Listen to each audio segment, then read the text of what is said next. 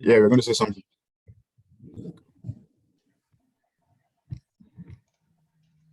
All right. Hello and welcome again to this webinar organized by the Nigerian Society of Engineers, Glasgow branch, Scotland, UK. It's our second webinar in the third series. My name is Emmanuel Salifu. I'm the Publicity Secretary of the branch.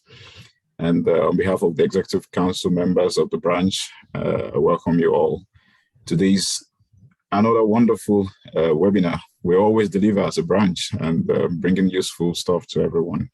Today, we'll be looking at the topic of surge awareness in fluid flow, surge awareness in fluid transfer, rather. And this is something that's relevant to all engineers. And I believe that our guest speaker, who is here, an expert in this area, will do justice to this topic very shortly. I would like to have a rundown through the program, but before then, just some housekeeping. Endeavor to keep your microphones mute throughout the session. If you have any question, kindly put it in the chat box and it will be taken during the Q&A session, which we'll have later. And yeah, we'll also be called to speak at some point, so you can unmute at that point, but just to avoid distractions, endeavor to keep your microphones mute. As a rundown program, having a welcome address by the chairman of the branch, and then I would introduce the speaker for the talk. And thereafter, we'll have the interactive session, questions and answers following on from the talk. And then some announcements and appreciation, and then we close for today. So I'd like to welcome the chairman of the branch. I already know that we have several national executives in our midst, so he will do justice to also recognizing their presence and presenting his own welcome address. Engineer Dr. Oluseun Adedewa. Oh, thank you, Dr. Salifu. That's our publicity secretary. Is as we speak now, is joining us from Arizona. Before we start, I just want to recognize, I've recognized him already, but it's because he's on transit. He's probably at the airport trying to catch flight from one refinery, to another in Nigeria. So I think this is the time he's making his money. Engineer Babagana Mohammed, FNSC, and that's immediate past president of the Nigeria Society of Engineers. He is on transit. I think he just left a note on the bodies. I think he's just making that money all over Nigeria, there, refinery, especially with this fuel scarcity. You are recognized, Engineer Babagana Mohammed, FNSC. And I also want to recognize Engineer Okoli, and Engineer Okoli, FNSC, NIM. So he is a vice president of the Nigeria Society of Engineers, very supportive, always send different useful messages to us and always there for our program. You are highly recognized. I have other people here and all our branch members here in Glasgow, from national. I have the member of Code and Standard, Dr. Kafaya Tadeyemi, is one of the professors in one university in Nigeria, and he has a love and passion of the branch as well. You are recognized.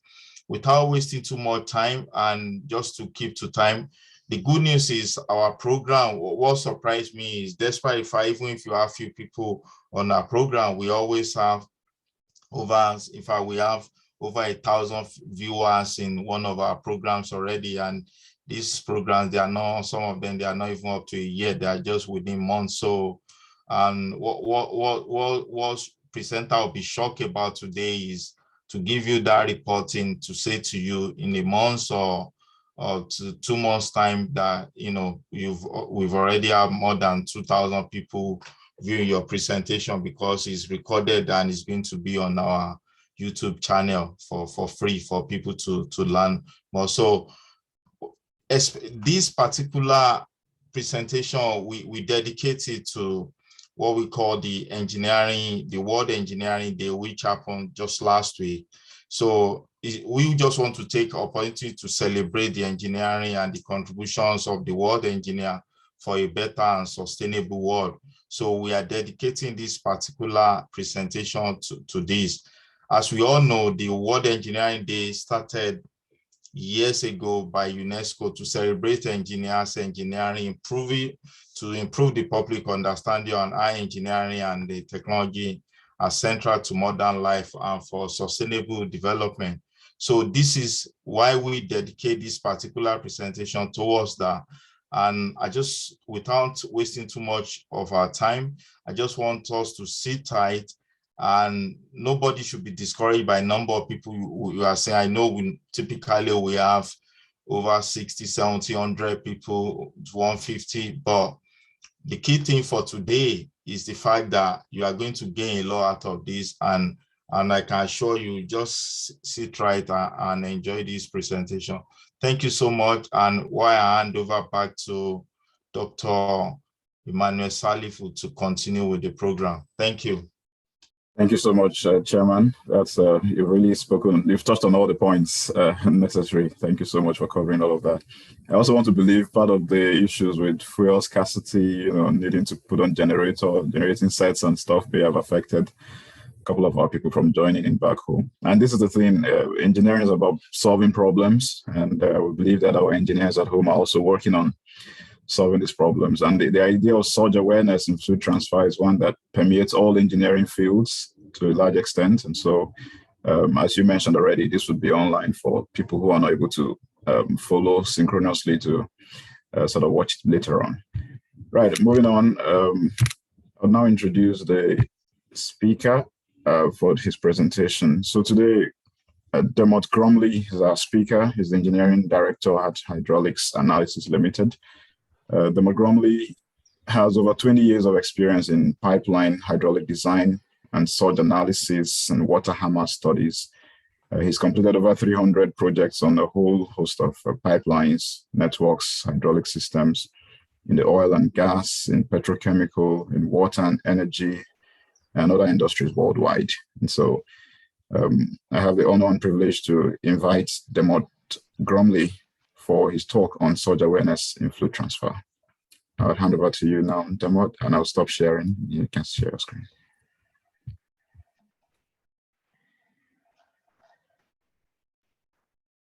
Okay, thank you for the introduction. Just bear with me one moment, I'll bring my slides up. That's okay. Can you just let me know if you can see that okay? Yes, I can see that. Okay. Great. Okay. Well, thank you once again for the very kind introduction and the invitation to come and present to the Nigerian Society of Engineers this evening. I hope you find the presentation interesting and useful. Yeah, I will go through the presentation. It should take in the region of about 35 to 40 minutes, and hopefully we'll have an opportunity at the end to answer any questions and queries. And I believe the presentation will be available afterwards as well, if anybody wants to review it in a bit more detail. So without further ado, I will begin the presentation. As we said before, the presentation is going to cover various aspects of surge analysis and hydraulic studies that are important within the whole host of industries within the engineering. So in terms of the agenda for this presentation, we will first of all give an introduction to HAL and an overview on what we do. I'll give an introduction to surge and water hammer studies. We will then use 4 main case studies to discuss various aspects of surge analysis. We will also discuss points.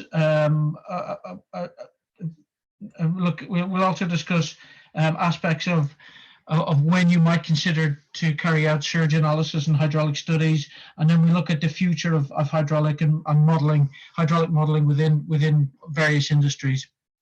So just to start with, just a little bit of background for myself. My name is Dermot Grumley. I'm Engineering Director at Hydraulic Analysis Limited. I'm a chemical engineer, and I've worked for over 20 years for hydraulic analysis within this dynamic simulation. The company itself, I'm hoping some of you have heard of us before, or maybe have even worked on projects with us in the past. We're a dynamic simulation consultancy with over 40 years experience. We've also got a sister company called Simulation Software Limited, and they're part of the hydraulic analysis group, and they're responsible for maintaining and advancing our simulation software, which is called VeriSim. Now I'm going to give you some demonstrations of VeriSim and some of the aspects of the software as we go through the presentation. Hydraulic Analysis Limited have a long history working on projects in the African region, and you can see there's a few projects there that I've listed that just give a bit of an insight into the sort of projects that we've been involved in. One of the main or long-standing projects we've been working with is with Nigerian LNG on the Bonny Island facility. We were involved in initially modeling the loading and rundown systems for LNG, condensate and LPGs back from its initial inception back in 1995, and we're still currently working on various work scopes and expansions within that system.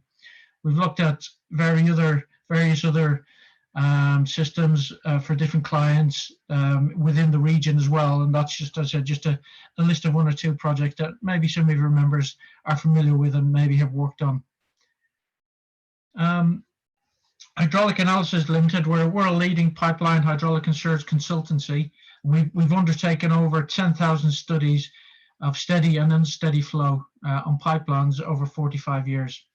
Our engineering team is over 30 engineers, and we're situated in 5 locations around the world, and we operate in any country within the world. We've got in-depth knowledge of experience of nuclear, oil, gas, water, petrochemical pipelines and networks around the globe.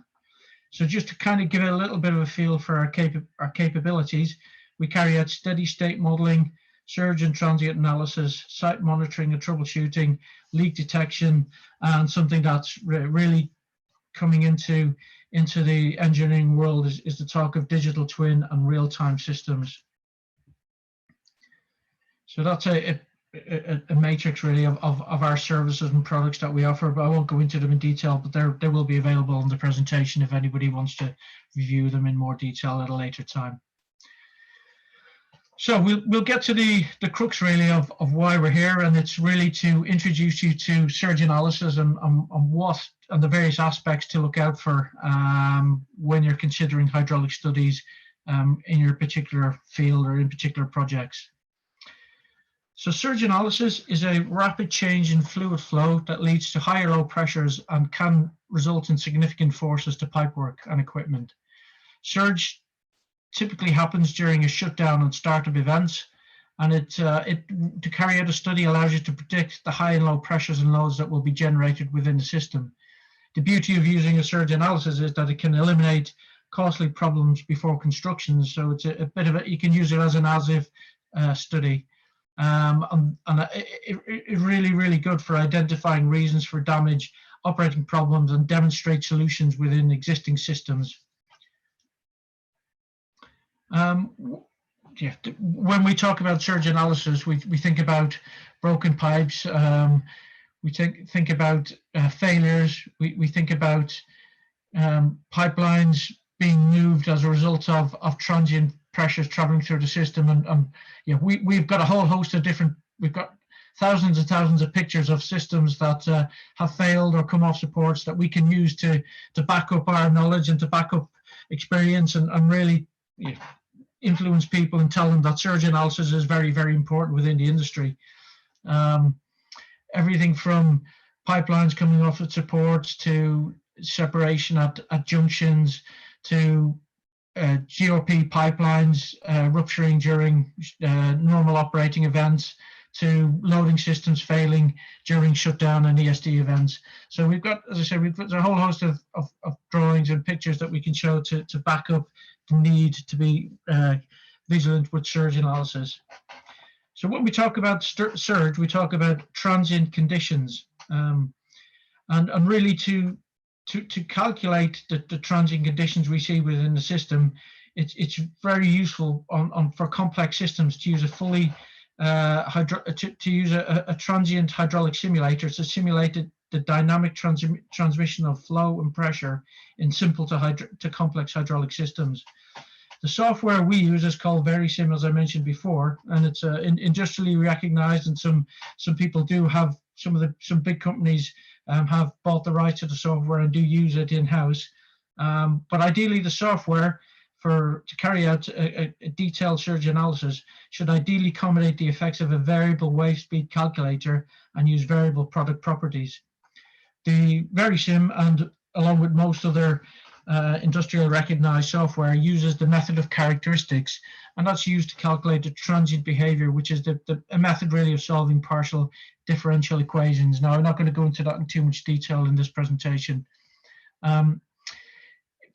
Effectively, the model which we build is broken down into a number of discrete calculation points, where the distance between all calculation points on the pipeline is fixed. So this is a bit of a matrix, and it's just a good representation of how the software actually works.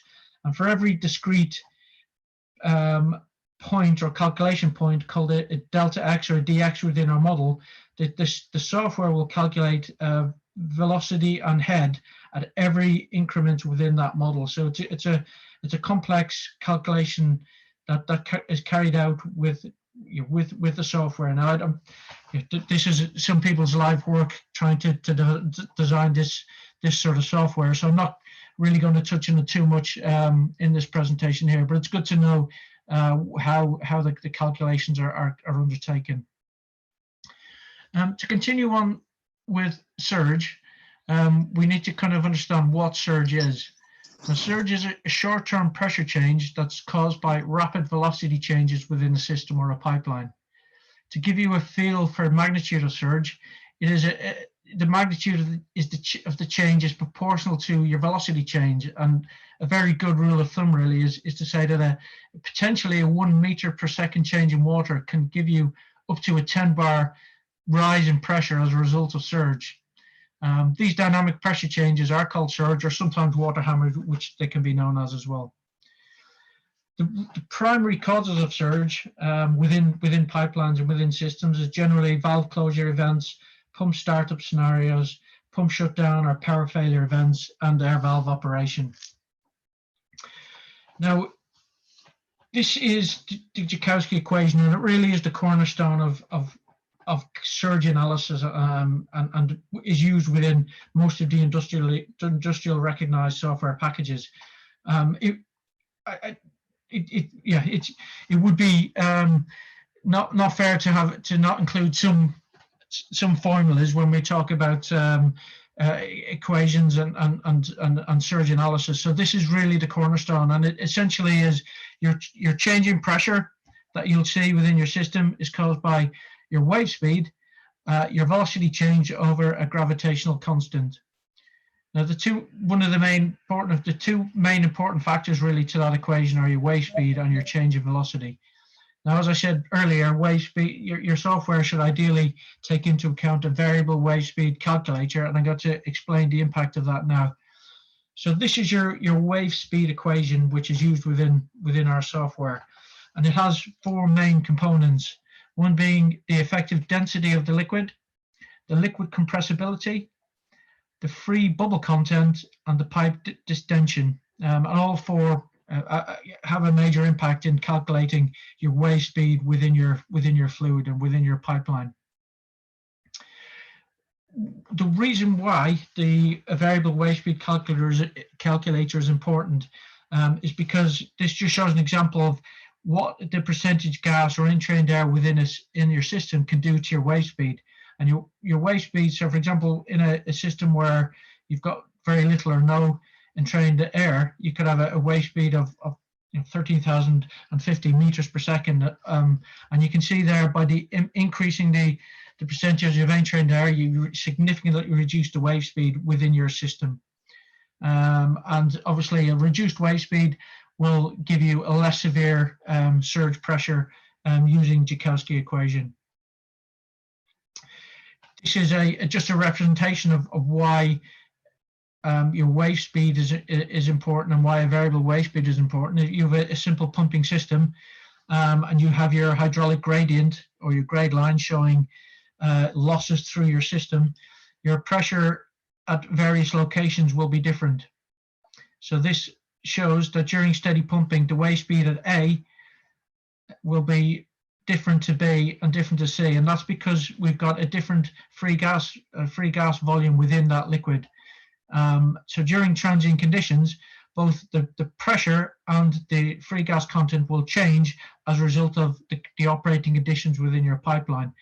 Therefore, fixed wave speed modeling is fact. You will have a variable wave speed within your system in reality, and therefore we try and model that within our software. Fixed wave speed calculators are available, and they can be more conservative.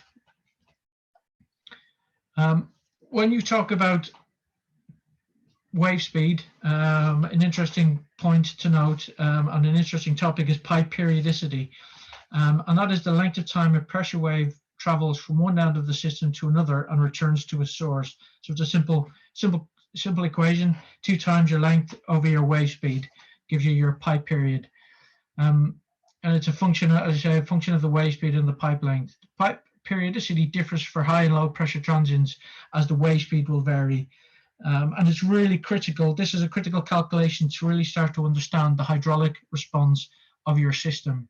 If a surge event occurs in a time shorter than the pipe period, then it is considered to be an instantaneous event, and that is important when you're looking at calculating surge pressures. So the next few slides is just a really simple representation of a typical valve closure event that is said to be instantaneous. So the graph here shows we've got a valve on the right hand side that has just closed. It's closing against a forward velocity, and that closing valve will bring that velocity to rest. When the velocity comes to rest, you have a rise in delta H, or a rise in pressure, which is called your Joukowsky rise. That then passes back along the pipeline at your local wave speed, which is A, back into your reservoir. You can see then the wave then reflects off your reservoir and travels back towards the closed valve. Again, still at your local wave speed. This is 1.5 times your pipe period after the closure.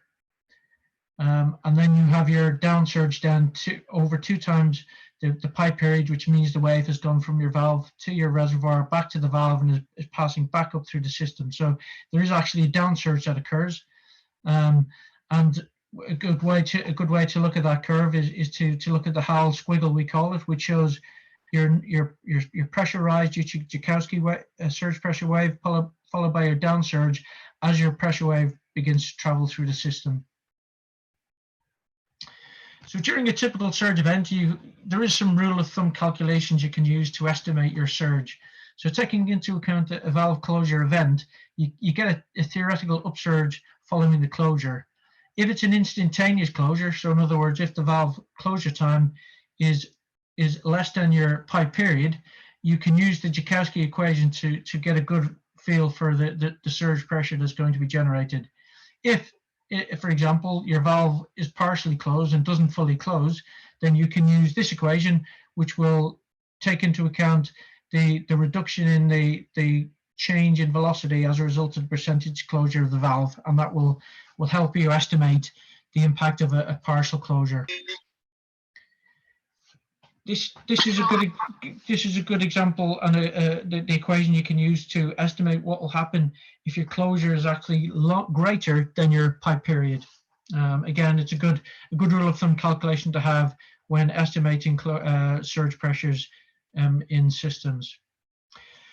So I'm going to move on now to our case studies, and I'm going to introduce some of the aspects of surge analysis by using these case studies, and hopefully you'll get a better feel for the impact on particular systems. So in case study 1, we're going to talk through a typical ship loading system. Now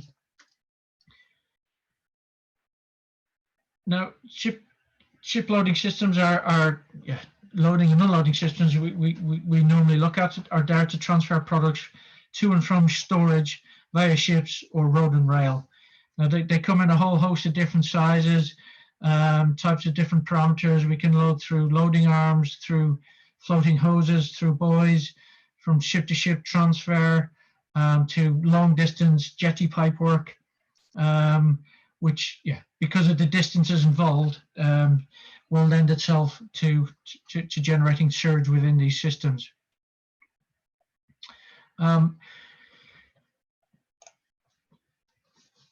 Generally, surge analysis and hydraulic studies are undertaken on these types of systems because you're generally trying to maximize your transfer rate. And if you increase your transfer rate, you're increasing your velocity. So therefore, any shutdown event will lead to potentially high surge pressures. You need to ensure that your operating conditions will remain within acceptable limits at all times. So therefore, a hydraulic study can be used to look at peak pressures within the system, to make sure the pressures remain within acceptable limits, but also to verify pipe supports are adequately designed for the various shutdown events. So on systems like this, we would typically consider emergency shutdown 1 and 2 events, pump trip events, loading arm emergency relief coupling events, hose marine brake rate coupling closures, and a particular one, which is usually the design case, is an undetected ship valve closure. So this is just a typical system that we've considered in the past, where it's a loading system where we're loading from 4 main tanks. It's an LNG system through the loading pumps, through 2 main loading lines onto various jetties where we load through loading arms onto ship pipework. Now, I'm going to use this example to explain and to demonstrate a valve closure event within a system. Now, as we know, when you close a valve, you will bring velocity to rest, and that will generate an upsurge or a Joukowsky surge pressure wave on the upstream side of the valve, and give you a resultant downsurge on the downstream side of the valve. This is a model of the system, a case study that I've showed before, and what we're going to do is demonstrate an event where we're closing the ship valve against the pumps that are continuing to operate. So it's going to run it through there. So at the moment, the system is running with various pumps online, passing flow through the loading lines onto this jetty here. Now, as part of the simulation, we're closing the 3 main ship valves that are feeding the ship. Now, when we close those valves, you can see the graph on the right-hand side. The black line shows the stroke position of those valves. You can see the valve is going towards a closed position. As that valve starts to close, you can see the red line is your flow rate or your loading rate, which begins to decay. And that then gives you a resultant surge pressure rise upstream of the valve. And you can see the blue line there. Oh, sorry, I've restarted that. Just bear with me 1 second. I'm just going to pause it. So you can see there, as we generate our surge pressure, it passes back along the system at the local wave speed. And you can see within the graphics of the simulation that the various orange lines indicate areas where that surge pressure exceeds the rating of the system.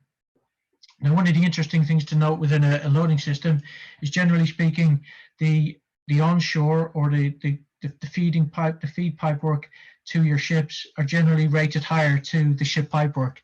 Now, the ship pipe work is generally rated to around class 150. So therefore, when you have an event such as an undetected ship valve closure, we need to be wary that can be the weak part of the system. Now, in this particular instance, we generated a surge pressure of almost 30 bar. You can see on the graph on the right. So for the onshore system itself, that was close to the rating, but for the ship pipe work, that was exceeded the rating. So therefore, in order to protect this system, I'm just going to move on to the next slide. In order to protect the system, the client designed a relief package or a series of relief valves that would activate once the once the ship valve closes. So I'm going to run that scenario. You'll see we got the valve closing once more. our valves closing, our ship valves closing. As they close, we get the surge pressure rise again. On the blue line starts to rise as the flow rate comes to rest on the right hand side. Now this time you can see that our surge relief valves open as a result of the rising pressure.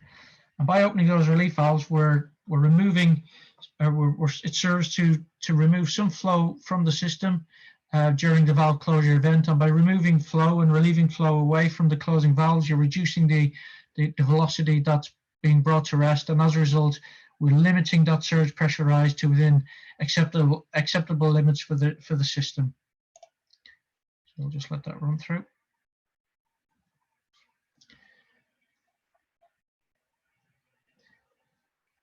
So here's an example of why surge is important. This is a ship valve that closes and causes a rupture event. So it's quite catastrophic. And the ship valve here closed relatively quickly to cause a surge event that ruptured the system and caused a real problem. So I'm going to just play that again just to highlight the implications of surge within this type of system.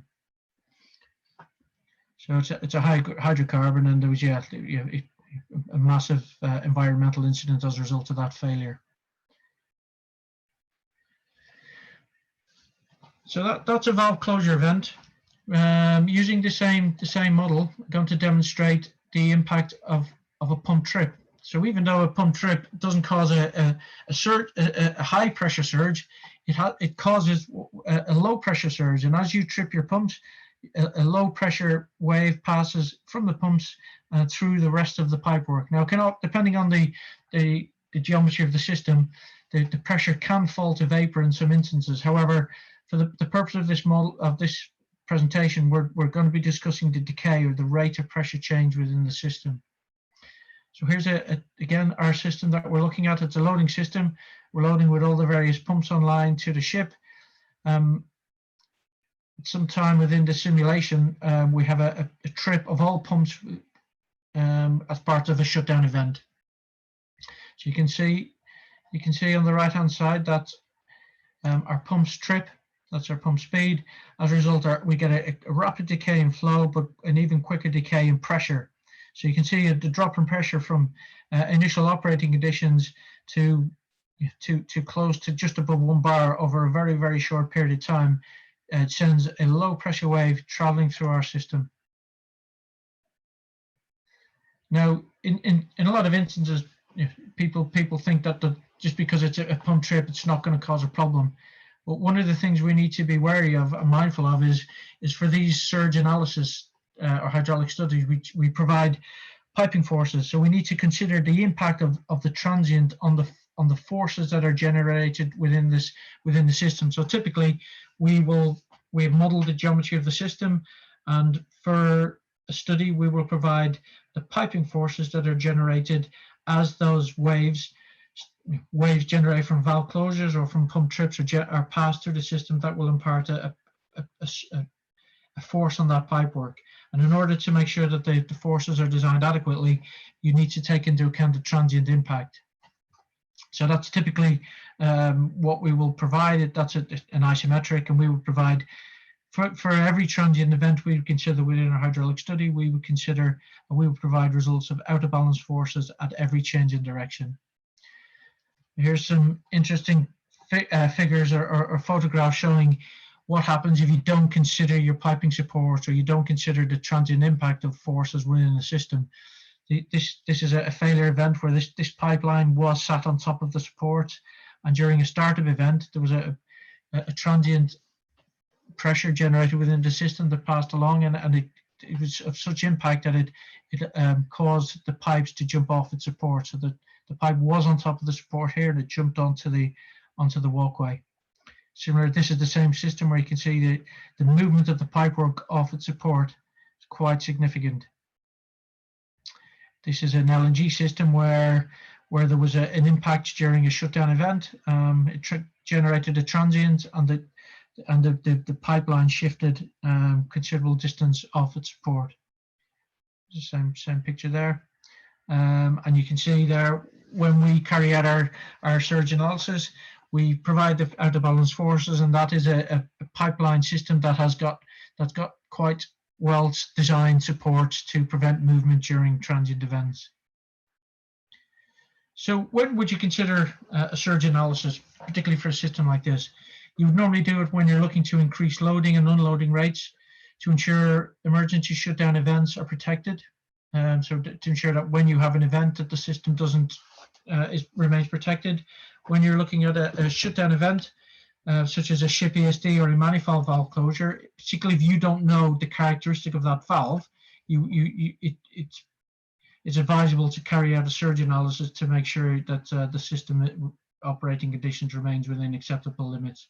If there's no ship-to-shore link, then you might consider doing an analysis. You do analysis certainly if you're designing pipe supports and optimizing protection systems such as HIPs, PSVs, bursting discs, and dump valves. You will also do an analysis if you've got ship pipework and FPM pipework that has a lower rating than the rest of the system. So that just gives you some key pointers as to when you might trigger a surge analysis in some of the projects you might be looking at. We're now going to move on to a second case study that's going to look at long distance transfer pipelines. So when we look at transfer pipelines, it could be anything from long distance crude oil transfer pipelines to produced water lines, water injection, meg injection, and condensate systems. I've got a drawing on the right hand side there that shows the Forties pipeline system. Now, with this group being located in Glasgow, I'm sure some of you are familiar with the Forties pipeline system. Hal has been involved in simulations of this pipeline system back from the early 60s and sorry, late 60s and early 70s when the pipeline was first brought online. And we still have a pipeline, we still have a model of the system, and we're still using it today. And it's one of our largest models still in existence. So when we talk about transfer pipelines, one of the real surge impacts or surge aspects that we need to consider is line pack. It's very common in long pipelines, and it's a function of the flow rate and the characteristics of the pump. So, so generally speaking, line pack will occur if the flow is stopped in less than one pipe period. What you will get, the two graphs down below kind of explain the impact. You will get your initial Joukowsky rise at the valve. So the graph on the left-hand side here shows your initial operating conditions. You will then close a valve and you'll get a Joukowsky surge pressure rise. And then you will get followed by a gradual packing of the pipeline system. This is essentially what's called line pack, and it basically the effects are generated when the closure is not felt at the pump, so the pumps continue to deliver into the system. Because you've got such a long system, you close your valve at one end, and it takes time for your pressure wave to go from one end to the other. And in the meantime, the pumps don't realize that there's been an impact or a valve closure event, so therefore you get this continual packing of impact through your system. So this is an example that we're going to highlight the difference, the impact of line pack. So there's a comparison between a short pipeline and a long pipeline. I'm just going to run the simulation. So on the right hand side, you can see the red line is the pressure upstream of the short system, and the blue line is the pressure upstream of the closing valve on the long system. So as the valve closes, you get a Joukowsky rise on both systems. Oops, apologies. Let me just get to that point. Pause it there. So you can see we get a Joukowsky rise in both systems when we isolate the valve. The top system, the short system, is the red line, and you can see we're starting to plateau. The surge pressure wave has already gone back towards the pump, whereas for the 50-kilometer pipeline, you can see the surge pressure wave here is still traveling through the system, so the pumps are unaware that we've had a valve closure event. So the graph now on the right hand side, you'll see The red line shows the short system where the surge has reached its maximum. The pumps are aware of it. The system then attenuates and the system becomes locked in. On the blue system, the pressure wave is still traveling back along the pipeline due to the longer distance. You can see that the line pack is rising. So this is your pressure at the immediately upstream of the closing valve. It continues to rise because our pumps are still unaware of the impact of the closure. I'm just going to pause it there. The wave has reached the pump. It's now traveling back towards the valve. However, line pack is still happening because simply the low pressure wave hasn't reached that valve yet. So you can see there that the line pack is continuing to rise. Your low pressure wave now is traveling back along the 50-kilometer system. And while we're waiting for that wave to reach the closed valve, the pressure is still continuing to rise. So I'm just going to let that run through.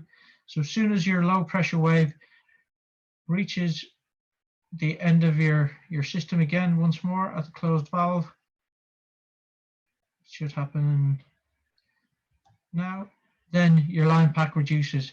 So your line pack continues to rise until you see a pipe period, or the time it takes a wave to travel from one end of the system and back again. And that's why long distance systems are one of the things you need to look for is line pack within the system. So you can calculate your Joukowsky, but unless you start to undertake detailed surge analysis, you will misrepresent this line pack effect, which, as you can see, is far more severe and gives us much more severe surge pressures within the system than a shorter system where line pack is far less prevalent, and you're just really taking into account the Joukowsky surge pressure rise.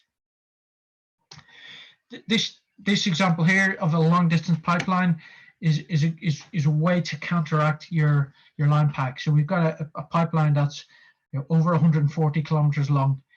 I'm going to run the scenario where it's passing the flow rates from one side to the other. You can see on the right hand side here that at a point in the simulation we close our downstream valve. So that means a valve at the downstream end of the system is being isolated. That brings our flow rate to rest, and we get a Joukowsky surge pressure rise, and we get to see the start of our line pack occurring here.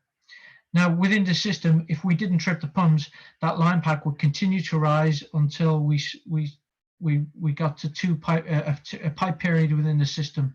However, one of the protection mechanisms within this system was they employed a pump trip as part of the shutdown sequence. So as soon as our downstream valve closes, they trip the pumps to reduce the impact of line pack. So that means our low pressure wave is moving back along the system before the high pressure wave even gets there. So you can see there the low pressure wave as a result of the pump trip, our high pressure wave as a result of the valve closure, and the pump trip really has an impact in trying to reduce that line pack effect. If, as I said before, if that pump didn't trip, we would continue that line pack would continue for quite some time until the wave traveled the 180 to 140 kilometers to the valve and 140 kilometers back. Now, within transfer pipelines, it's not always possible to employ a pump trip, and typically valve closures are always going to be instantaneous, or generally will be instantaneous due to the critical length of the system. So if a pump trip can't be employed within a system to prevent line pack, generally you would look to install a surge valve, usually nitrogen driven or some sort of pilot operated valve to protect the system. So within transfer pipelines, what would you consider? These are the sort of the main points you would consider when you're looking to what would trigger a surge analysis. Why would you undertake a surge analysis?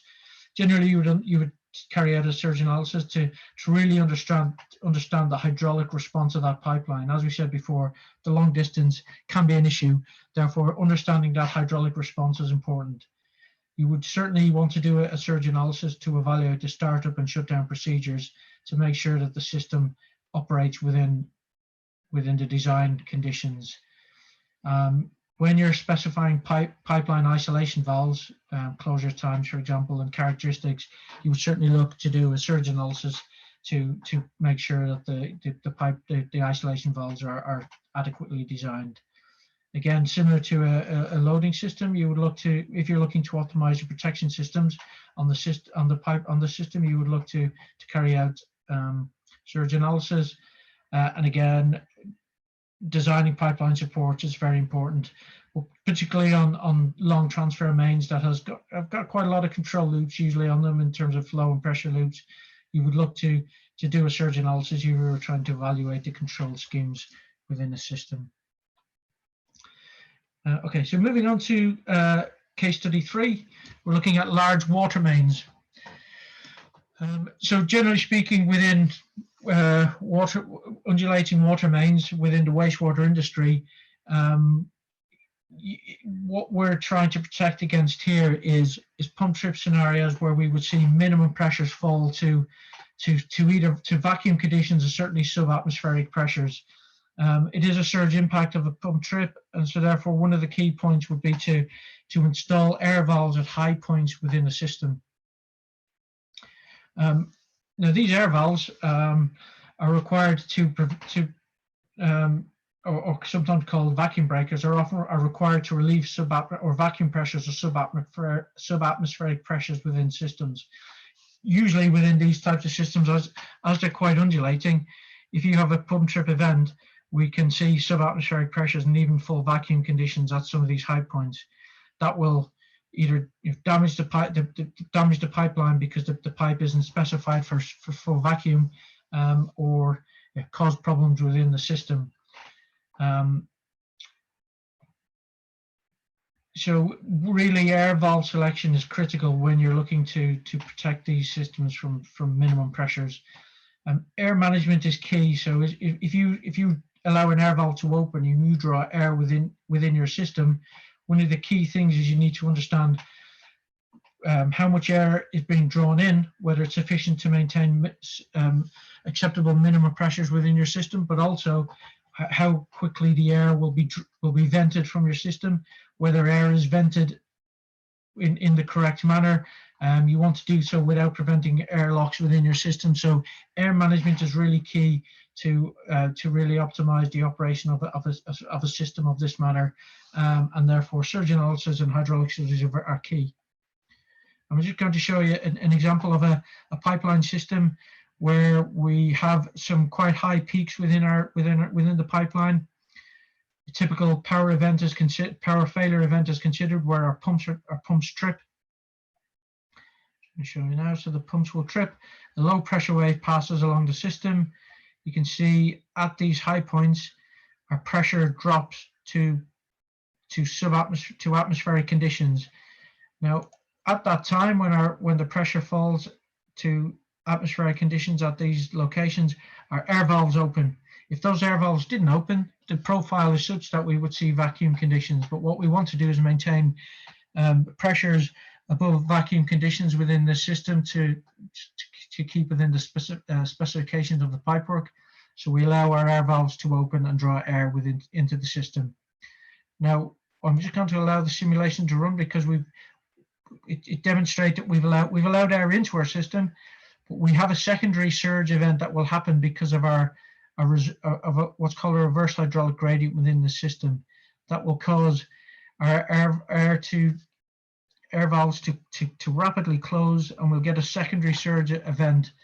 You can see there we get a surge pressure wave now as those air valves close, and that causes a surge impact, which gives us a secondary surge wave.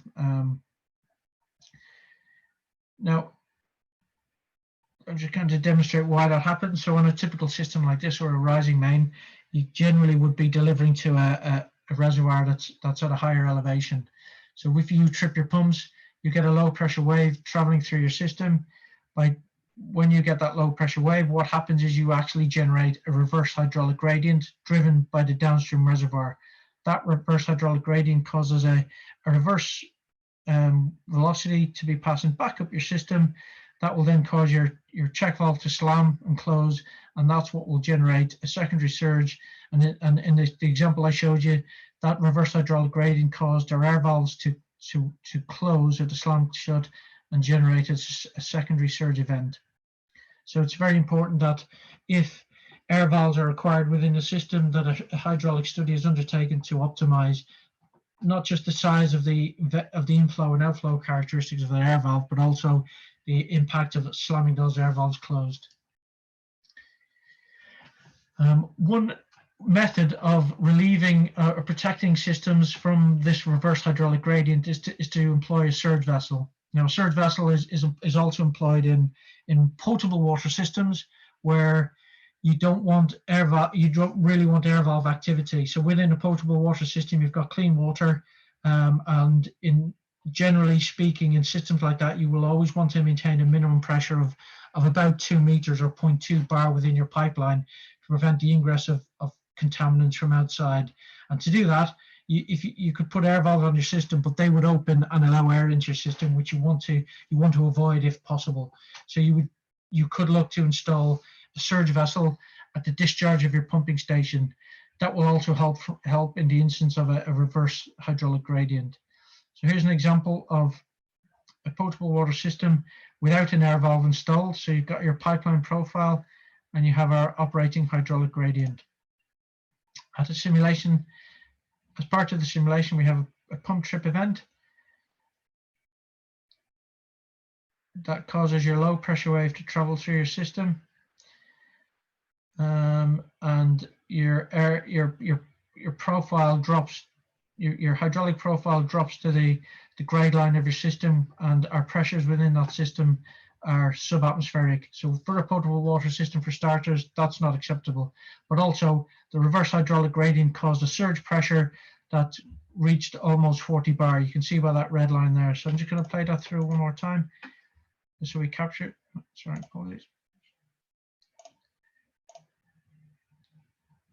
So we have a pump trip, minimum pressures at the high points, which is unacceptable in a potable water system, but the reverse hydraulic gradient causes a secondary surge. You can see there, starting from that side, passes all the way back up and generates an issue. This is the exact same pipeline, but we've installed a surge vessel on the discharge of the pump. So you can see it's a far more dampened transient event. So our pumps will trip.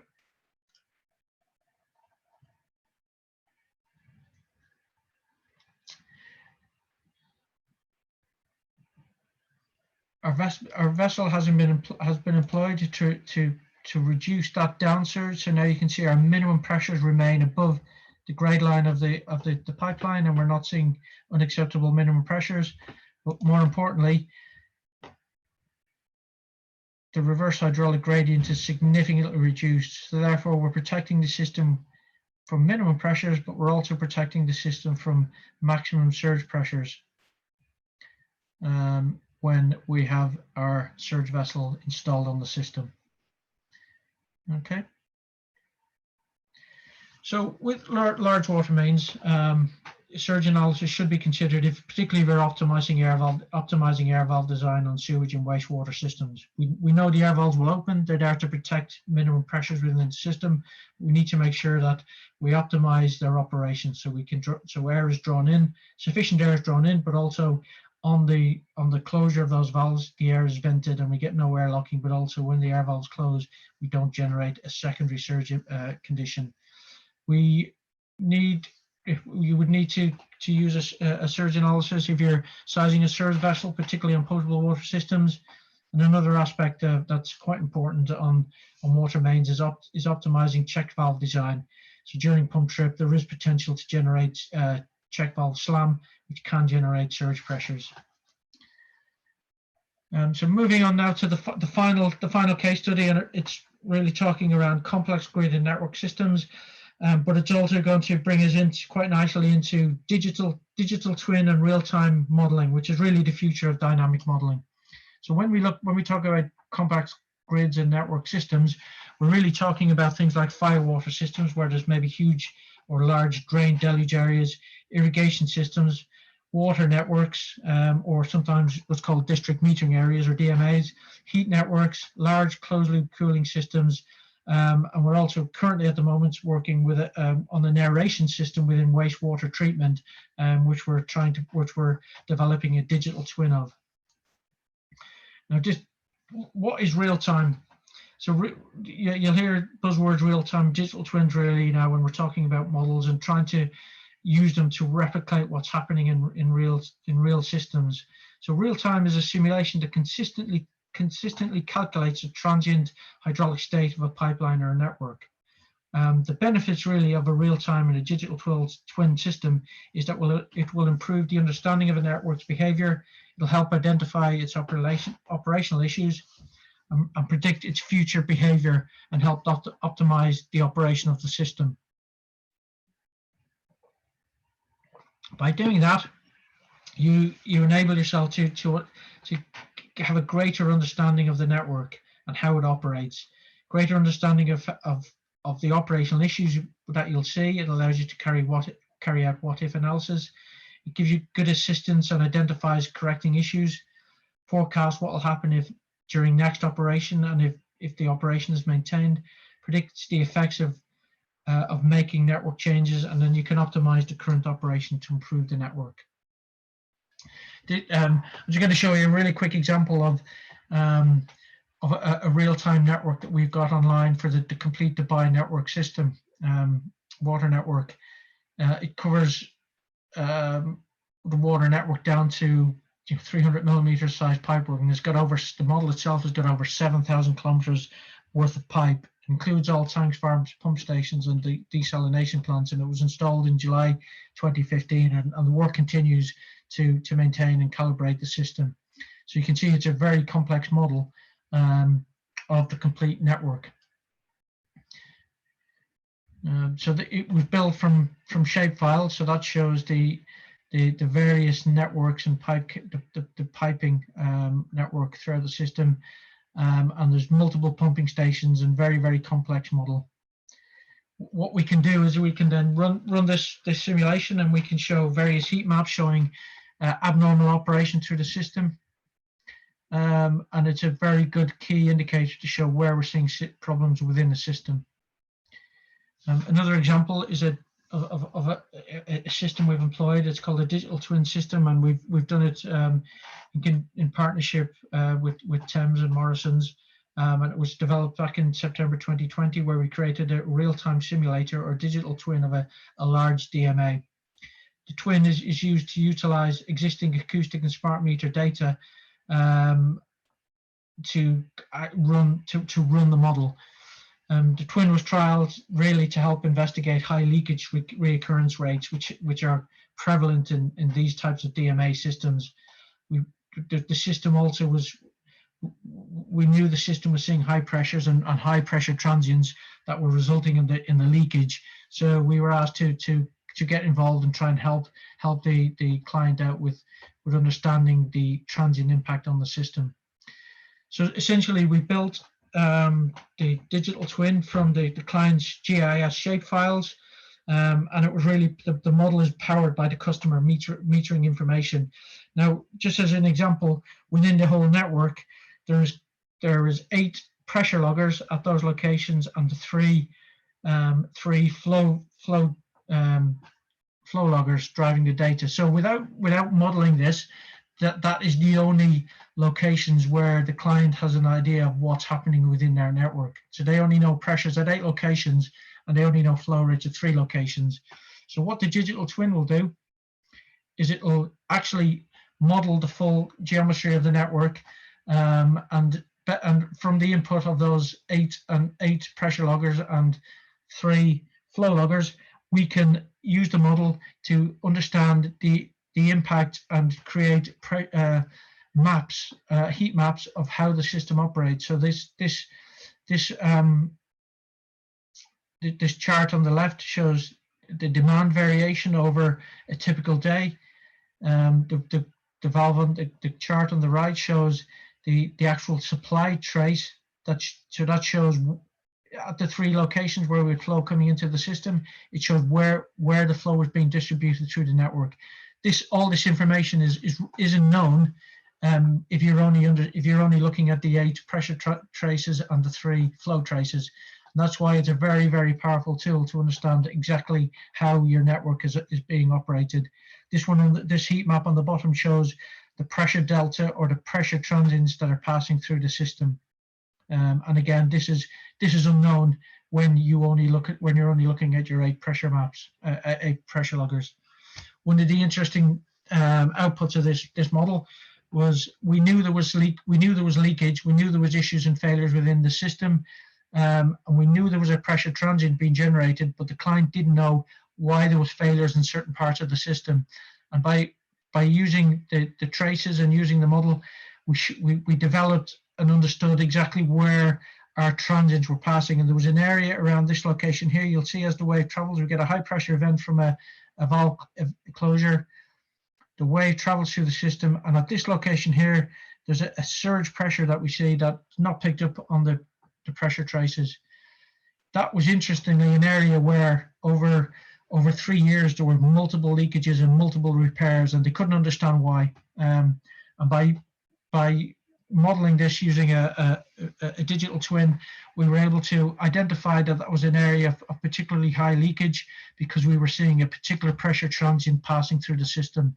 So that allowed us to optimize how the system operated to reduce the impact of the pressure transient at that location.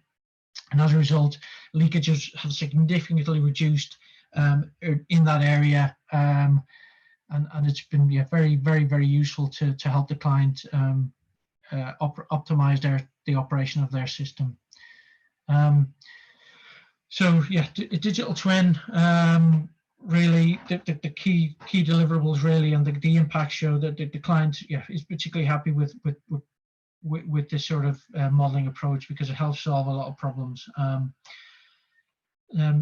So I think I'm just conscious of time. I think I've gone through all my slides. So hopefully that's thank you for giving me the opportunity to talk to you this afternoon. I hope I haven't rushed through the slides. There's quite a lot to take in this presentation, but the slides hopefully will be made available. And if there's any questions or queries, either now or at some time in the future, please contact me and I can expand on any of the points going forward. So thank you once again for the opportunity to present to the Nigerian Society of Engineers, and hopefully you found the presentation useful and interesting. Thank you. You're most welcome, Dermot. And thank you for sharing this knowledge and information and details with us. It's been I would say, very rewarding, engaging, informative, and very educating 45 minutes or so. I've been glued totally from the very beginning till this point, and there's a whole lot to take in from here. Thanks for sharing all of this with us.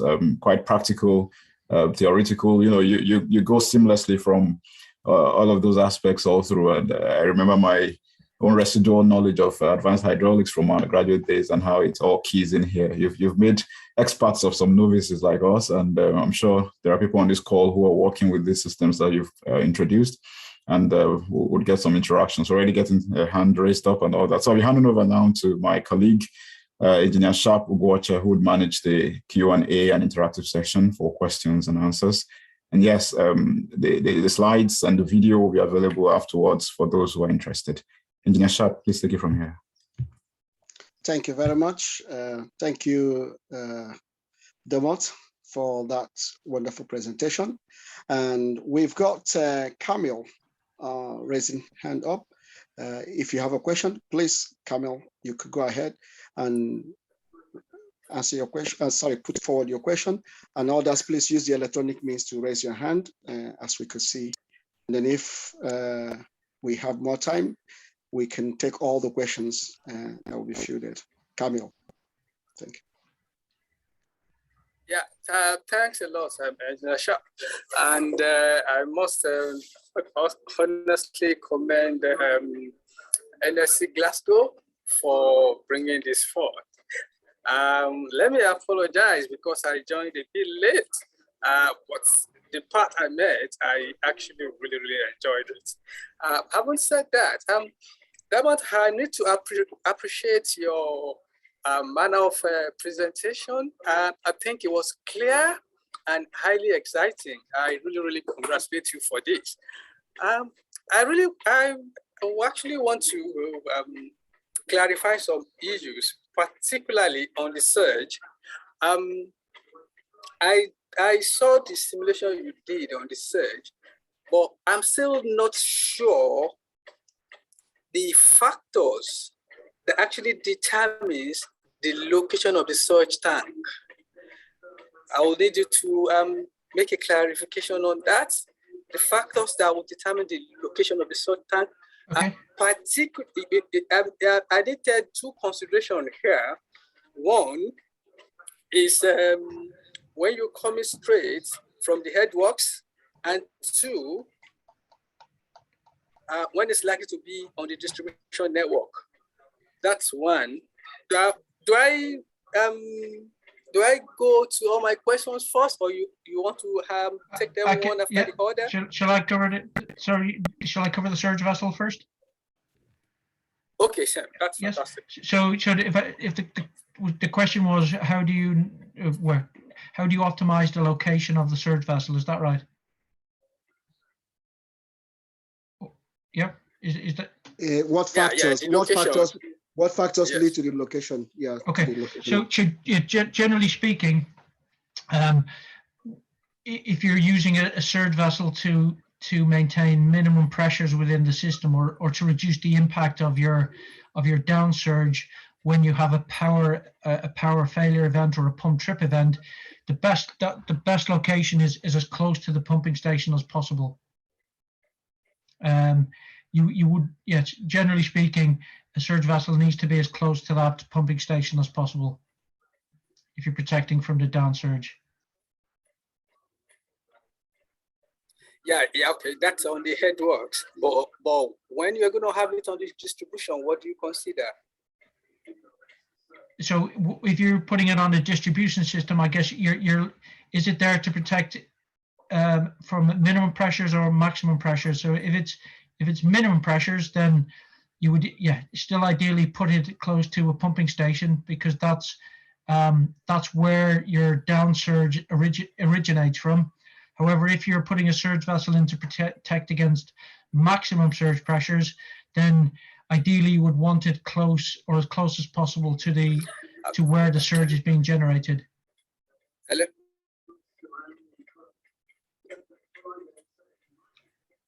Does that answer your question? I think he's having audio challenges, maybe.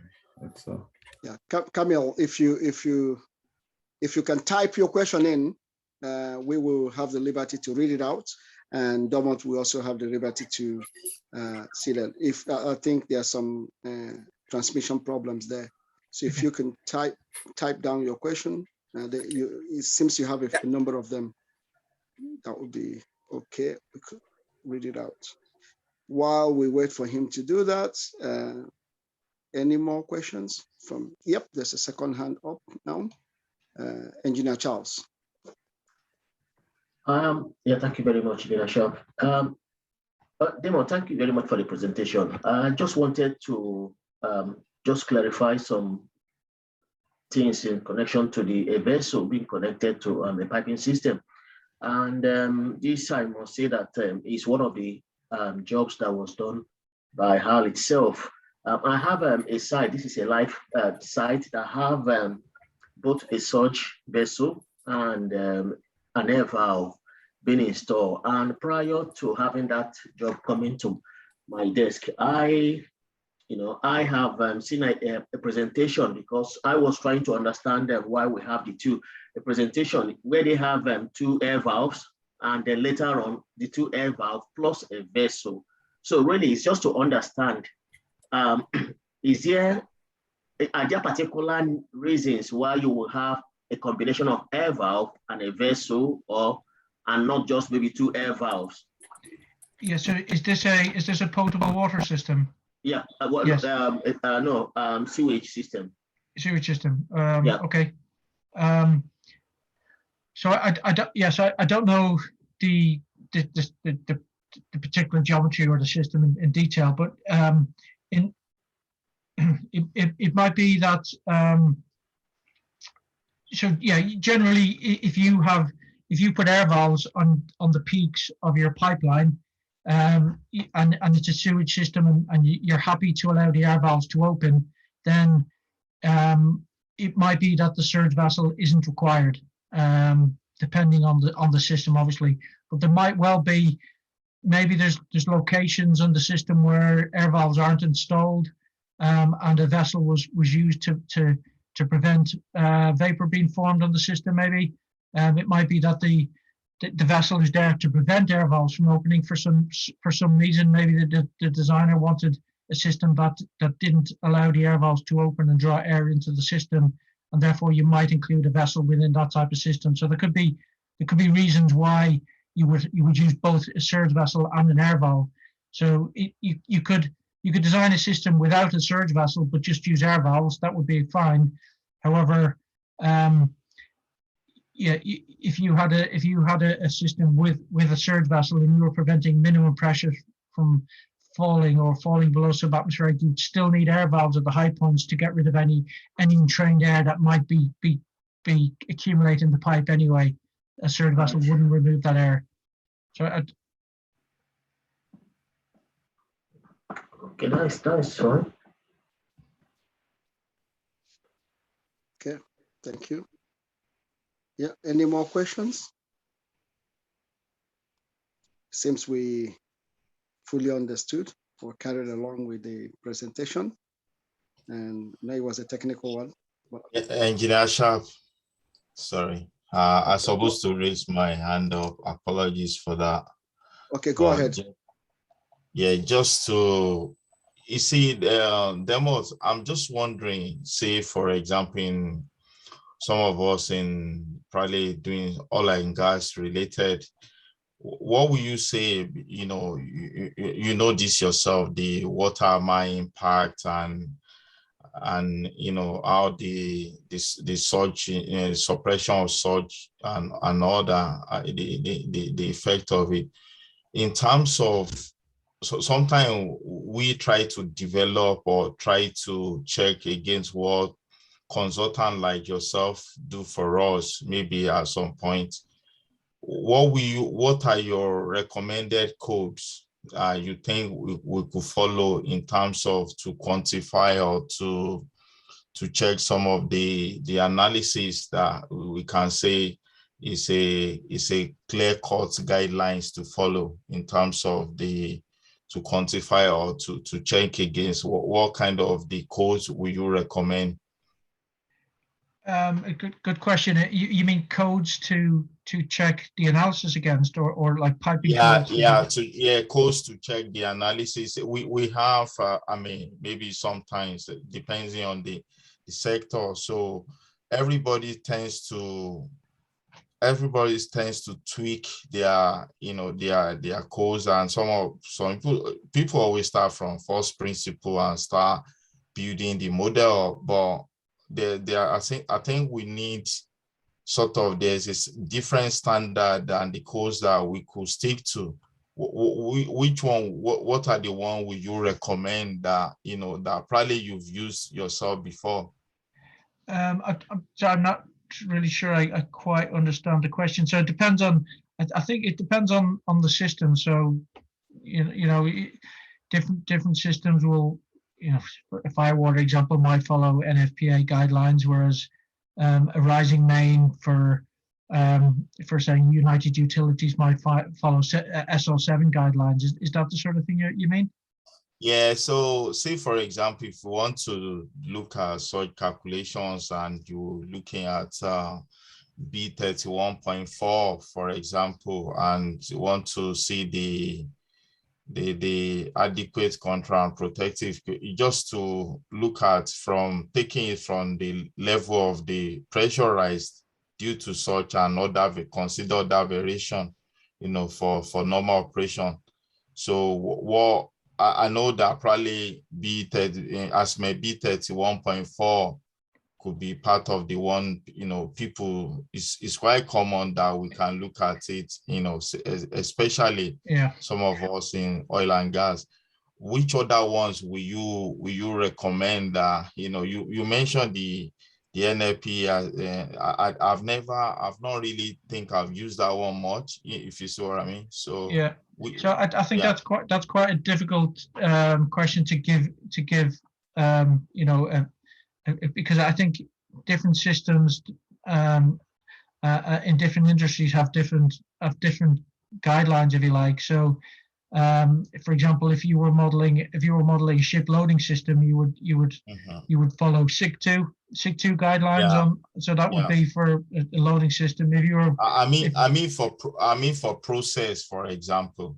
So obviously, ASME would help for your pipeline peak MAOP and maximum allowable surge pressures. So that would be typical for I suppose a petrochemical or the chemical industry. But then you wouldn't necessarily follow that if you were modeling a rising main in the water industry. That would potentially have its own your pipeline specifications, because you'd be modeling different materials and so on. So I'm not sure that's a very easy one to answer, I'm afraid. Yeah, I know what you mean. It's complex, and I mean for us, we deal with different, so, but I see where you are coming from. Thanks for your response anyway. Thank you. But just to follow up on that, Dermot, just to follow up on that, just for from a regulatory point of view, are there just some goals that we could, from a regulatory point of view? So as far as there is no regulatory guidelines on surge and hydraulic studies. There's no guidance to state your software, for example, has to cover I don't know, a variable wave speed calculator, or needs to take into account a Stochastic equation, or takes account of the method of characteristics. There is no guidelines on that. So some companies, for example, United Utilities in the water industry, will have their own guidelines on what they need to use for surge analysis, and actually they state that they need to use a fixed wave speed calculator. But there's no overlying document or no overlying guidelines to cover or to regulate the various aspects of surge and hydraulic studies. There's nothing that there's actually within the industry. Shell, for example, will have their own DEP. Different companies will have their own different requirements when it comes to surge analysis and hydraulics. Okay. I hope I'm understanding the question correctly. Yeah. Well, we were looking at from the surge design that if you're analyzing, then of course you're going to be analyzing to benchmark on those design equipment. Yeah. Mm. Okay. Any more questions before we wrap it up? If there are no more questions, will be an early evening. I'll pass you over to Dr. Emmanuel. Emmanuel, over to you. Very much. Thanks, Engineer Sharp. It's been quite interactive, even in the questions and answers. And maybe I should wrap up with one question on my mind. Dermot, you mentioned you worked with the NLNG and some other companies in Nigeria. Yes. What would be just your overall general impression of your experience working in systems in Nigeria compared to all others you worked with across the world? Yes, I mean, we've worked with Nigerian LNG. We've been working with them on their systems at Bonny Island since, as I said, back since 1995. So we've always had a very, very good experience, very good relationship with Nigerian LNG, and we're actually helping them at the moment, do some stress analysis calculations because they're expanding some of their systems. So yes, I think the systems have always been designed within Bonny Island very, very well, and we've really enjoyed the relationship of working with them, and they seem to understand the aspects of surge. We have been involved with other companies to help them with sort of failure events and failure investigations, and we've always found the standard of engineering to be good, and engineers are always open to discuss recommendations that we would highlight within our studies, and very open to taking our advice. So on the whole, it's been very, very, very good rapport and relationship, and we do enjoy working in the region. Thank you very much. That's a very positive one. Yeah, that's good. That means you need more contracts in Nigeria then. Yeah. That's good. Thank you so much once again. And yeah, so for everyone, that's Dermot's contacts on the screen, and feel free to contact him and the company for further discussions. I would move on to some quick announcements, and then we wrap up for tonight. Let's see. Got that here. So